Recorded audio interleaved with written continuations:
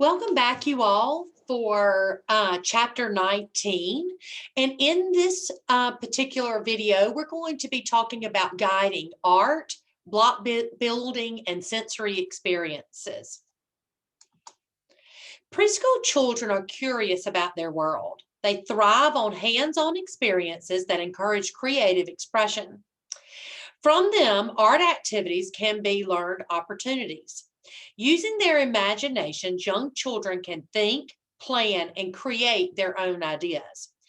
Their need for movement, self-exploration, and achievement is filled by working with modeling materials. Like physical development, there is a sequence to drawing skills. While developing basic skills using art media, young children are expressing feelings and ideas. So join me as we learn all about the guiding art, block building, and sensory experiences. So the first objective we're going to cover is explain how art experiences promote developmental growth in both the physical, social, emotional, and cognitive areas. Art promotes physical, social, emotional, and cognitive growth in all children. Physical growth is promoted through the movements involved in painting, coloring, drawing, scribbling, and playing with clay. Social growth is promoted by art as well. Art experiences help children learn responsibility. Children learn to respect the property of others, value work and ideas of others, and taking turns. Art experiences also promote emotional growth.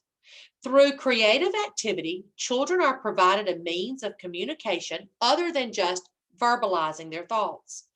They can transform their feelings and ideas into a visual form. Through art, they learn to communicate feelings non-verbally. Cognitive growth is promoted by exploring, experimenting, and problem solving with many materials and tools. Children also learn visual discrimination skills, cause and effect relationships, and experimentation. There are two types of art experiences. One type is product-centered art, which focuses on a model and step-by-step instructions by the teacher. Process-centered art, on the other hand, focuses on the child's interest and development. It results in the children's unique and original work. Process-centered art experiences are much more developmentally appropriate when commenting on a child's art experiences. And when you comment on the child's art experiences, the teacher should also focus on the process, not the end product. Objective 2, explain the role of the teacher in guiding art experiences. As a caregiver, you must be creative in your approach to art. You must observe in order to find new ways to expand children's learning experiences. A good art program allows children to think, discover, and express their ideas. It also provides them with time to experiment and explore new materials and techniques. You will want to model respect for children's work using focused attention and language. You will also want to foster independence by telling children what tools and supplies are available and encouraging their use. Observe what the children are doing and focus on the process when commenting on their art. Your goal is to make the children feel successful and confident. In guiding art experiences, the teacher will decide what type of activities, materials, and techniques will be introduced and used. Objective 3, list the stages of art skills developed.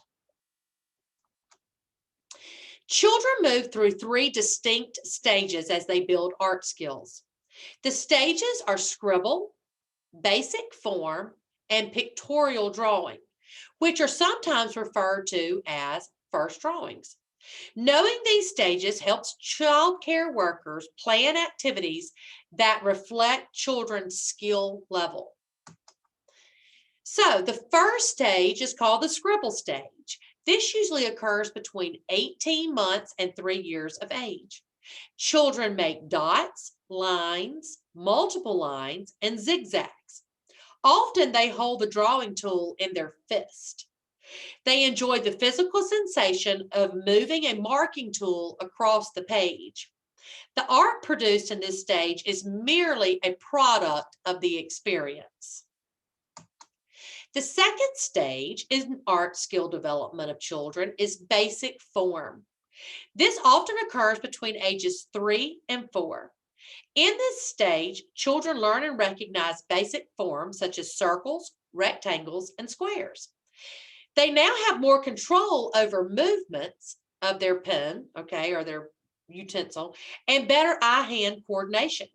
As a result, they can control their lines and create those basic forms or those basic shapes like the circle, the the circle, the rectangle, and the square. And the last stage or third stage in art skill development of children is pictorial drawing stage. This stage usually occurs between the ages of 4 and 5. Children draw marks that are representational of pictures. They attempt to mimic their view of the world. Objective 4, describe art experiences appropriate for young children. There are many types of painting activities that children will be eager to do. Included are easel, finger painting, string painting, texture, salt, spices, chalk, utensil, and object painting. From these experiences, children learn to apply correct amounts of paint and to recognize color and shape. They also learn about sizes and textures. Another art experience is called molding. Play-Doh, clay, and plastine are open-ended materials that can be molded and formed.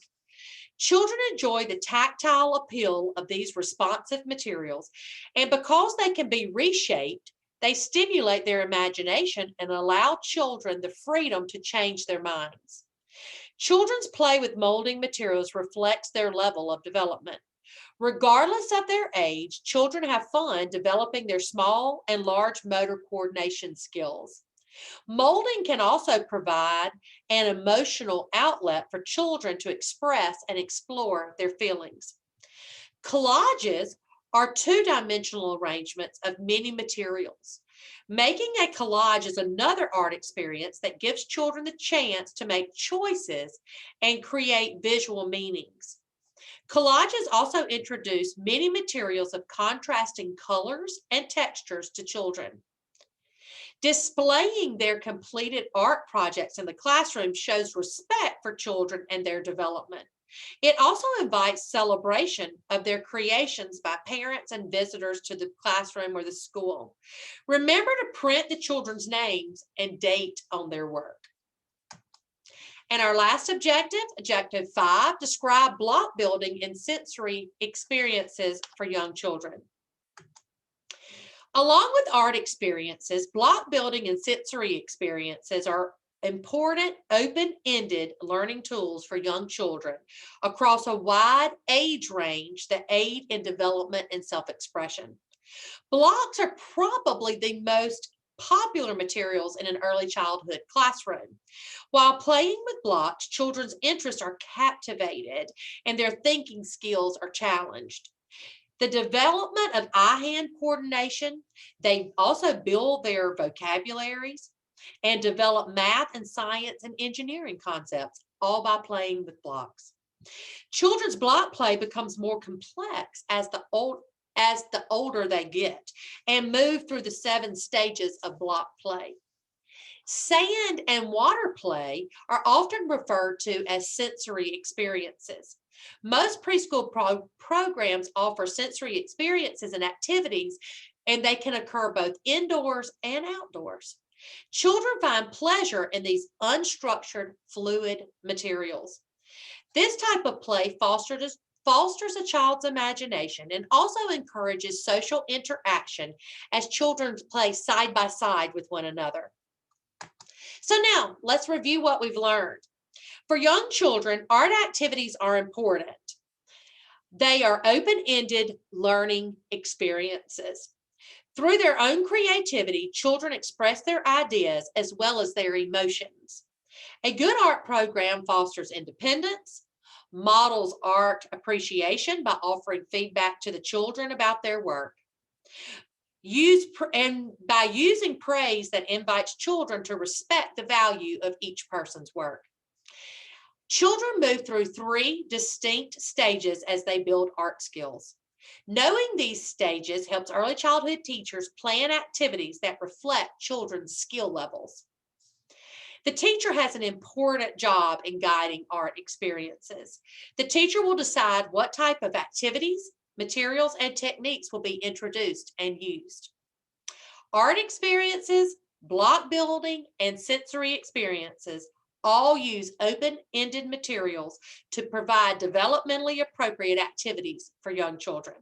So that wraps up chapter 19. You can learn more about this topic by reviewing the resources posted in your course. And as always, if you have any questions, please contact me or your instructor, and we'll be happy to help you. So thanks again for joining me, Mrs. Murr, as we learned all about guiding art, block building, and sensory experiences for young children. See you next time.